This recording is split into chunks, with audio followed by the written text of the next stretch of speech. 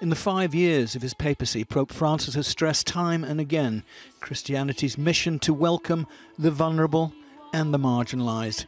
And on Sunday, at this Mass in St. Peter's Basilica to mark the World Day of Migrants, Pope Francis invited refugees, asylum seekers, newly arrived immigrants and their families to join him in prayer to celebrate this special day, highlighting the fear and suspicion that has so often blighted the lives of those looking for a new start.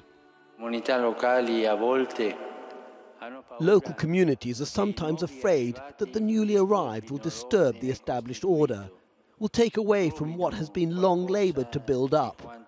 And the newly arrived also have fears. They are afraid of confrontation, judgment, discrimination and failure. These fears are legitimate. Having doubts and fears is not a sin. The sin is to allow those fears to feed hostility and rejection.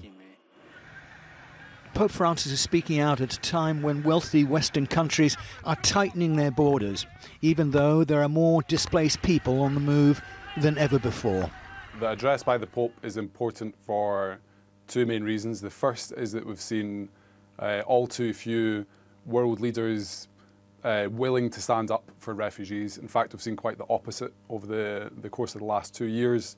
We've seen a hardening of anti-refugee rhetoric, which the Pope references in his address. Pope Francis leaves on Monday for a week-long visit to Peru and Chile. He'll be taking his message of compassion for the uprooted people of the world along with him.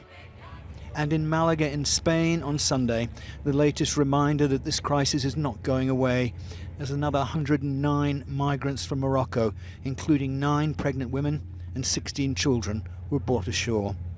Peter Sharp, Al Jazeera.